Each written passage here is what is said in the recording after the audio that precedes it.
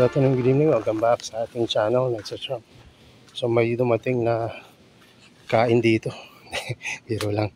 No, may dumating po na package through Lalamove.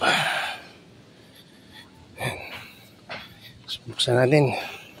Ito na, buksan na natin. Sana hindi na Lalamove si Lalamove. Yan, so ito.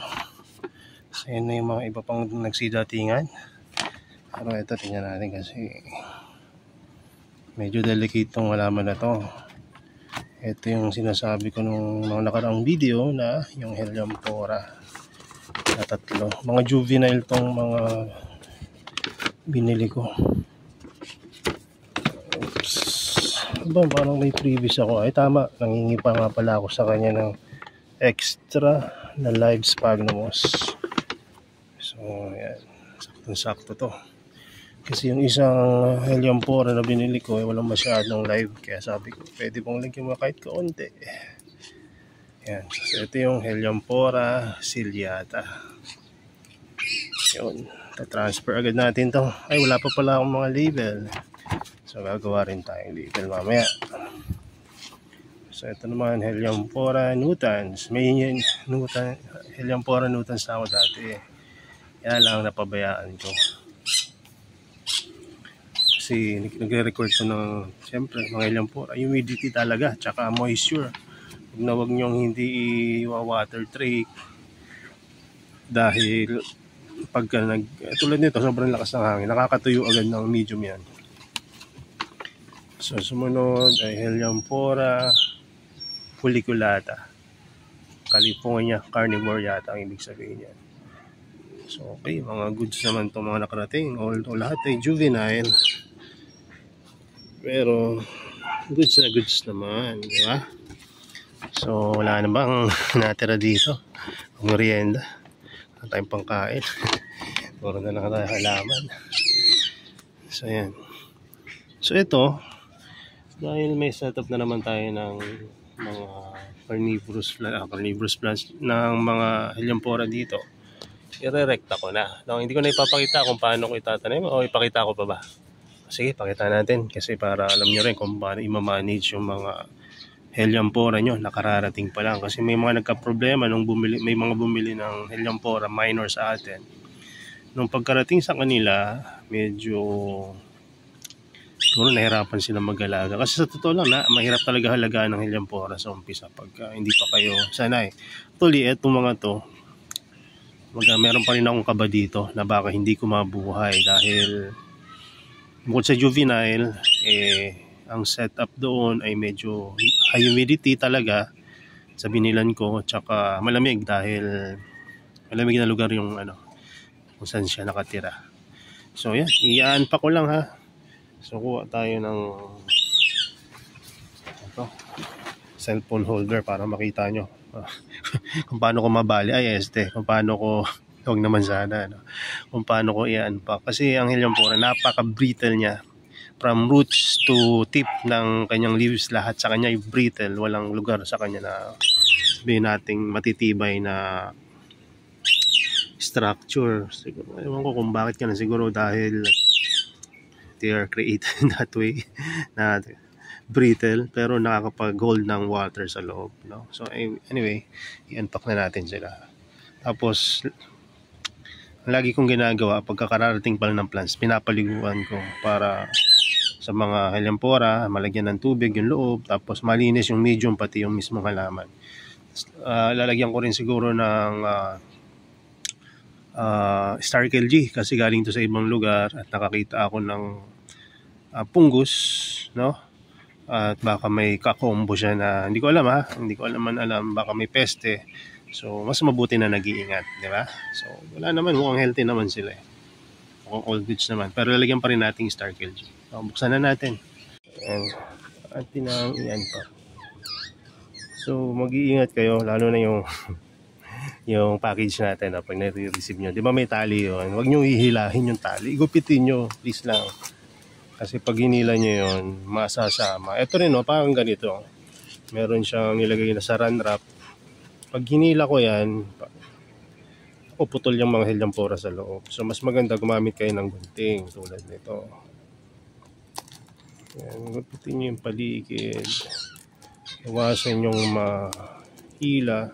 Oops, muntik na. Ganyan ka sensitive tong Helianthora or ka-brittle. Wag kayong gagawa ng mga movement na napaka-ballistic or makakabali sa mga picture. Kasi once na mabali yan, goodbye Philippines na yung picture nyo. Hindi naman yung buong plans, pero kung lahat ng picture madali nyo, goodbye talaga. Diba? Hindi naman mura tong Helianthora na to. So ang pagkakabili ko dito 5,000, no? So diba, kalit-lit pero napakamahal. Pero sulit na rin tong ano na to. Bili ko dito. May inutans ako dati, hindi ko inalagaan ng maayos. Galing pa kay Sir Vince yun. Wala na si Sir Vince sa sa messenger May message ko sana siya kasi sa kanya ako kukuha. Wala siyang messenger or huwag naman sana, nablock ako. Kasi hindi ako kumuha sa kanya nung nakaraan. Hindi ako nakakuha. Tagal na panahon na. Tapos ngayon lang ako nagme-message. Ayan, shoutout Sir Beans. Ay, Doc Beans pala. Po nasa maayos kayong kalagayan. Ayan, no? Diba? Ang ganda lang kanyang sphagnums. Ang medium, okay na okay. Kunting dilig lang dito. Ayos na. So, ipatong muna natin doon sa pinaglagyan ko ng mga Venus flytrap. Dito yung lugar kung saan dito ako nagpapaligo ng halaman para sama-sama. Kumbaga pag minist mo yung isa, dama yung iba. So ngayon ito naman yung isa. Ang ating bubuksan. Happy ako sa purchase ko na to. Mura na to sa pagkakabili ko. Kasi hindi naman ako tumawad, no? Ang sabi ko naman, ganun yung mga diskarte para hindi masar sa inyo yung seller. Sabi ko sa kanya, kasi 1.5 to 2.5 ko iabot tong budget ko. Anong time na yun ang pera ko lang 1.5. Di ba? Parang pagbibili ka sa mga sa Divisoria, di ba? So, sabihin mo agad, kano pag 10 kukunin ko? Ganun, di ba?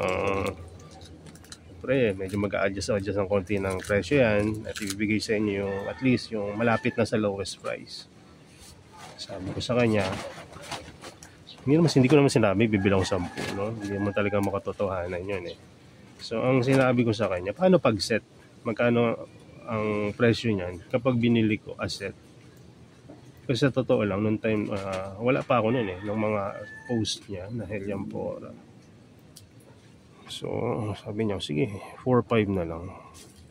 Tapos, may post pala siya sa kanyang page na may malalaki siyang silyata. Kasi yung binigay niya sa akin picture, medyo maliliit. Sabi ko sa kanya, etong silyata na to, baka pwedeng lang hindi ko na yung label pala. So, yun. Ito. Wait lang. Itong isa ay ito pala yung notans. Itong isa, ano ba to?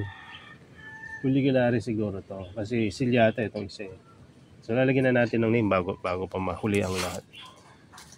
So wait lang Kabit lang natin tong label kasi yung temporary label pala. Kabit natin to. So kaya sabi ko, 2.5 yun. Tapos meron na ako sa kanyang bill na 4.5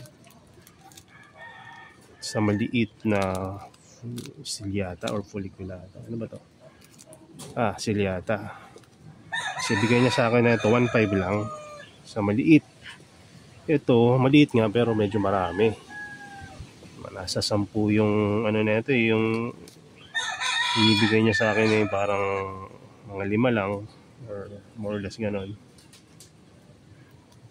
Sabi ko, mas gusto ko na yung maraming picture kasi maraming picture means mas maganda yung root system. Tsaka mas mataas yung chance na magbigay agad ng matured traps. So kaya ang ginawa ko 4-5 na lang, o 4-5 na lang. 4-5, diba? 1-5, diba? 1-5 yung kuha ko doon sa Silyata. Sabi ko sa kanya, baka pwedeng kunin ko na lang yon, yung maraming picture na 2K. No? So not bad na yun, diba? Juby, tapos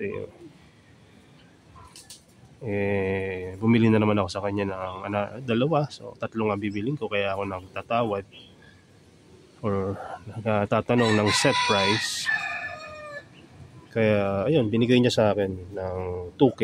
So 1.5, 2K. So kaya naging 5K ito lahat. Kung sasabihin nyo, sir, baka parang mahal ah. So hindi ito mahal. Kasi iniisip ko dito yung future ba, yung napalaki mo, naparami mo. So pag nakabenta ka, bawi mo na yung 5K na yun. Kailan mo papabawi yun, sir? Next year. Next year pa. So kung maging okay lahat, next year pa tayo makapagbenta nito. Kasi next year pa ito gaganda't dadami. Kasi mag-acclimate pa yan eh. Ayan o, nasira ko yung kanyang label. So kung ano na lang yung masisave natin na label. Kasi lalagyan rin naman natin to ng label na maayos. Yun lang ay para hindi tayo malito mamaya. Maganda yung way niya ng pagpapak na merong wet na tissue yung ibabaw. Pero yan.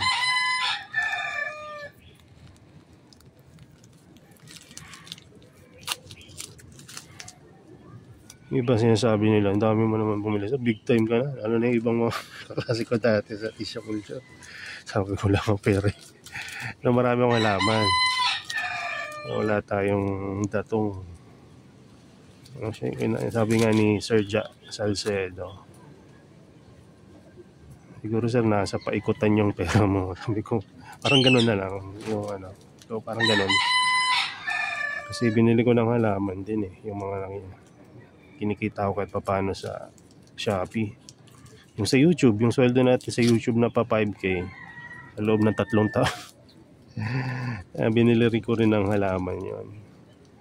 Ang plano talaga, ang bibili ako ng camera. Kaya lang, yung camera, hindi naman yung tutubo eh. Maaaring magamit ko sa pagbablog. Pero dire mo, sumeldo ako sa pagbablog. 3 taon, 5K. Di ba? Nagtinda akong banana kayo, baka mas malaki pa kinita ako. Pero, at least dun sa pagbablog natin, nakakatulong na tayo. Na ma-market pa natin yung totoo yan ha, 3 taon na 5K lang kinita ako. Ma-market pa natin yung Shopee natin tsaka Facebook page. So yan, huwag nakalimutan yung mga label niya. Baka tsaka ko na ito lalagyan ng label na yung permanente kasi may ginagawa ako dun sa labas. Nag-aayos ako ng growing area. Nilagyan ko ng net yung ilalim kasi nalagyan ko ng ibabaw. Nalagyan na namin ni Mrs. Nagtulong kami sa paglalagay ng. So ngayon, tinatapos ko na lang. Kasi siya yung magdi-deliver. Ako nag-pack ng order nyo ngayon. Yung bumili ng Attenborough. Attenborough ay. At ang bumili no BFT na dentate. Tsaka yung bumili ng Adelaide. 3 lang yung order ngayon. Wala kasi tayong promo pa. Wala pa ako maisip eh. Busy pa eh. Siguro next week pagka hindi na ganun ka busy, promo tayo. Ano akong meron pa naman. Meron pa tayong kinakain. Yan lang. Yan, nabili ko nga ng halaman. Ito nyo yung mga dumating ngayon. Hindi yan biro yung mga presyo niya. Kahit kung liliit niyan, hindi biro ang presyo niyan. Pakita ko sa inyo kaya yung itsura kung gaano kalaki. Ang liit as in. Tapos mga presyuhan ay 2.5. Higit pa. So wait lang, may bisita tayo sa baba. So ayan, eto na. Tatanim na natin. Kagabi, hindi ko na naitanim kasi busy kami. At medyo madilim na rin nung medyo natapos-tapos at hindi ko na naihabol. So ngayon, itatanim na natin to 3 nating mga bagong helianthera. So yan.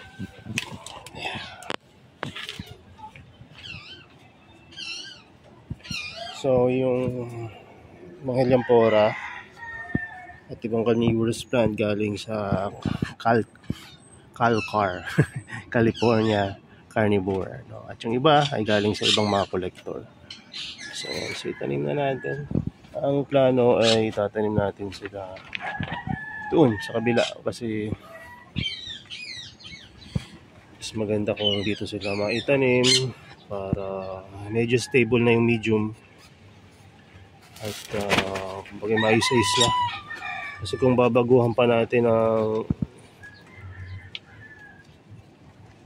planter and medium to, baka lalo silang mahirapan maka-adapt dito sa growing area natin.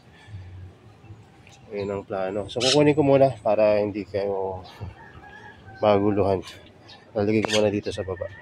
Ayan, medyo dumikit na pala yung mga roots ng fern dun sa planter kaya hindi ko na rin aalisin. So pupwesto na lang tayo na matindi dito. Sana hindi natin magalaw yung ibang mga carnivorous plant. So tanggalin ko muna tong isa na Helianthera, yung minor, para hindi siya ma-aksidenteng mapirat. So lagay ko muna sa gilid. So ngayon tanim na natin itong mga bago.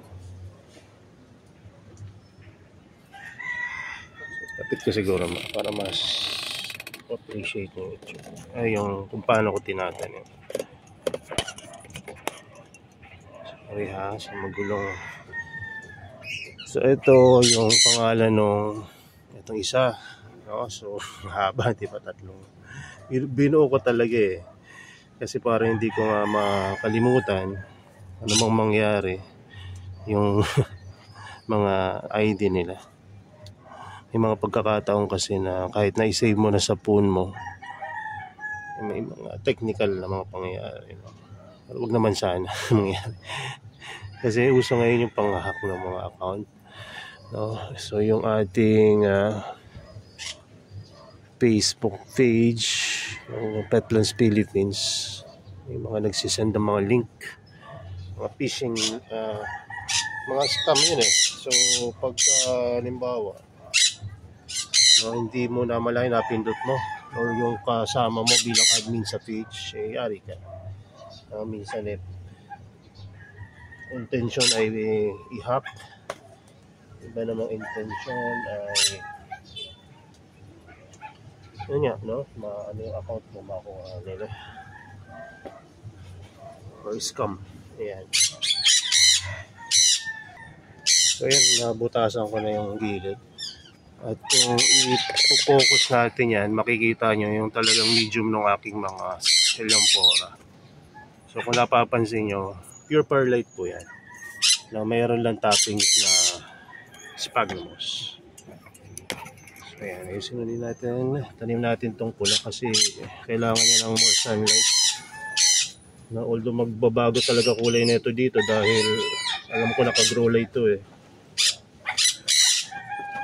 Okay. Medyo established yung roots niya kaya hindi ko na pakikailaman. Itatanim ko na lang dito. So sa time ng say mapalaki mo na at i-divide mo, tsaka na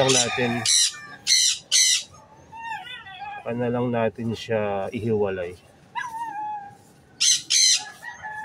Kasi sayang eh kung kakalkalin pa natin yung ugat, napakaganda na ng root system niya eh.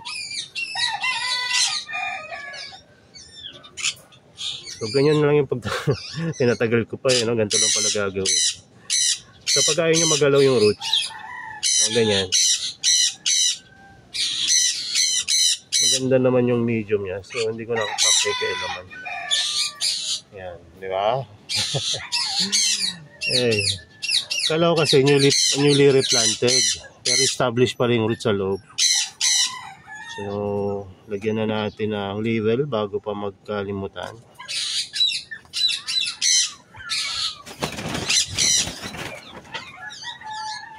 Ayan ay si Ciliata.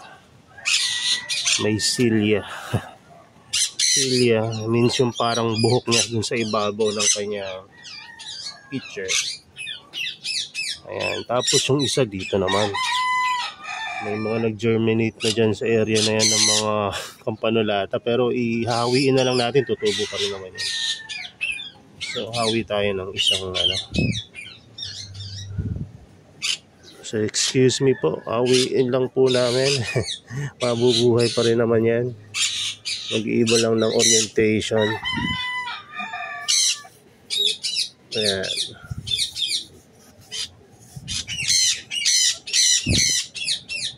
Ganyan natin lalagay. So, sundan natin ang ano ba ito? Nutans.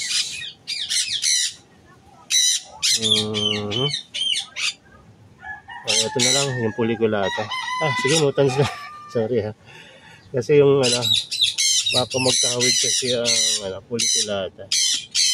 And ito hindi ganun ka-establish. Yan, wala pang masyadong roots sa labas. So, I think pwede natin itong kalasin ng kaunti. Pero maganda yung medium way niya.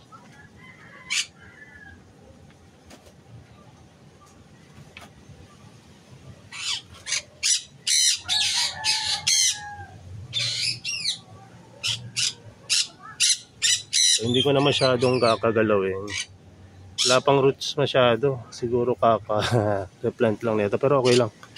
Ganda pa rin naman. Pero itong ganda ng root system na itong Ciliata. Talagang medyo matagal-tagal na siya doon sa pot niya. Mabilis lang talaga silang mag-roots. Hindi ko rin alam. Ayan, di ba? Medyo may nakaumbok tuloy sa gitna pero okay lang yan. So ngayon, natabunan itong isang... Ayan. So ngayon, lalagyan na natin ng tag. Nutans. Helium 4 Nutans. So gilid-gilid lang tayo maglalagay. Kahit dito pwede pa rin. Ayan. Tapos lagyan na natin itong sumunod. Itong Fuliculata galing California Carnivore. Ayan. So ito parang katatanim lang ngayon. Parehas siya ng Nutans. Okay lang. Ganda pa rin. Tingnan nyo, meron siyang nilagay na kung nakikita nyo yan. Yung Starkel G. Which is good. Diba? Paasa ka na walang sumabit na peste. So ngayon dito natin lalagay. Medyo mag-iingat tayo kasi may mga tumubo na dyan na mga seeds, no? So sayang kung mamamarder natin. Maiiba ng lugar, okay lang yan. So ngayon yan, dito naman natin ito lalagay.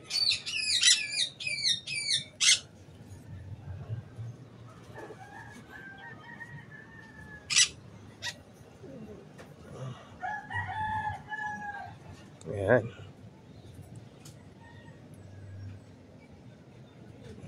So hopefully mag-adapt sila sa bago nilang growing area.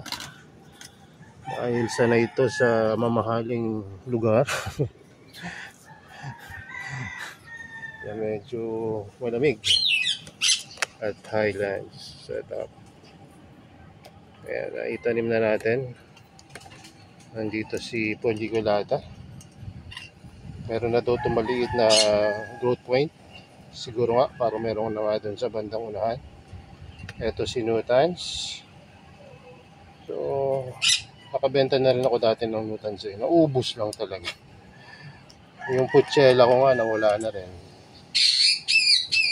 Isa sa mga, ito yung Ciliata. Isa sa mga dahilan, ba't ako naubusan ng mga Helium 4 dati.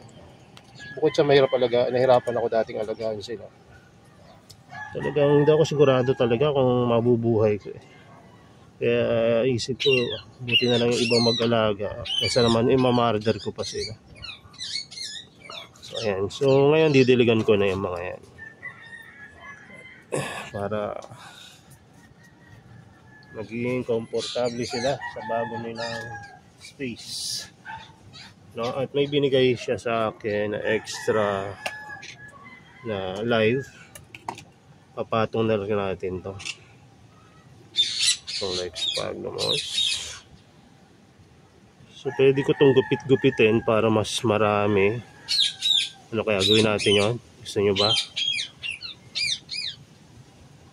Or ipatong. Pag pinatong mo mas mabilis, siyempre lalaki. Hindi na siya gupit-gupit eh.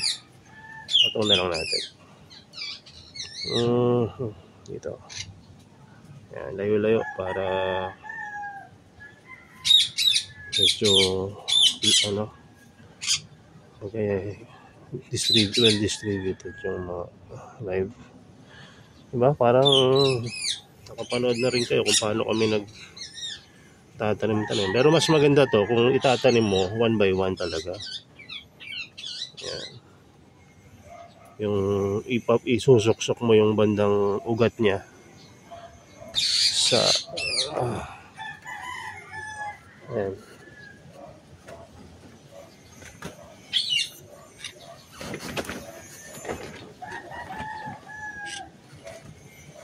Yan. Ano, diligan na. Okay na yan.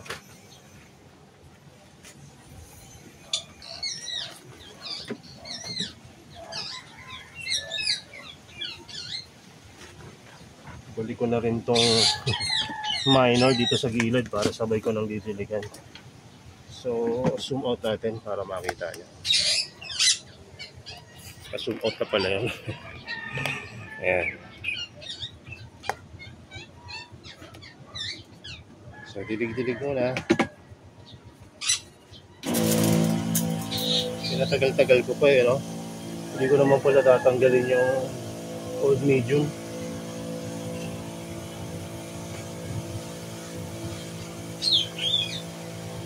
Kahapon nadiligan ko na sila. Pero, araw-araw kasi tayo nagdidilig.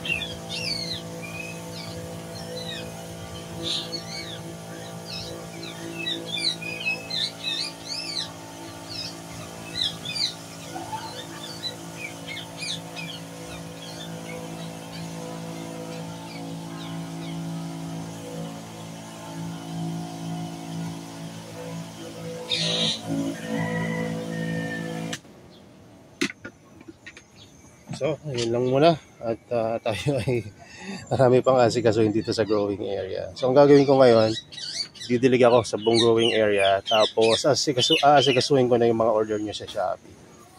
So, yun lang. At sana may nakuha kayong kahit papaano dito sa ating video, no? Sa pagre-replant. Ganun lang pala yun. No? So, ganun lang yun. No? Pagka sa tingin nyo na maganda yung root system at maganda pa yung medium, may tanim nyo na sabay-sabay. Kaya ako lang talaga ginawa ng video to. Bago kasi sa akin ipadala to, nakita ko yung pagka-picture, parang medyo dark yung medium na itong isa. So, kaya nga nagtataka ko, sabi ko, ba't yan?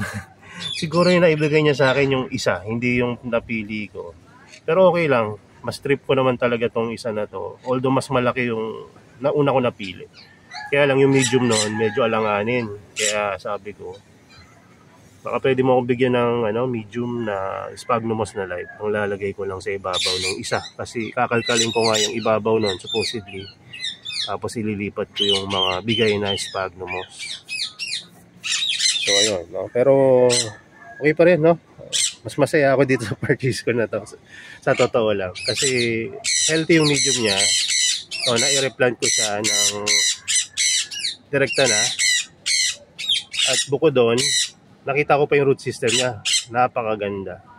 Talagang umiikot na doon sa medium, which is very good talaga yun.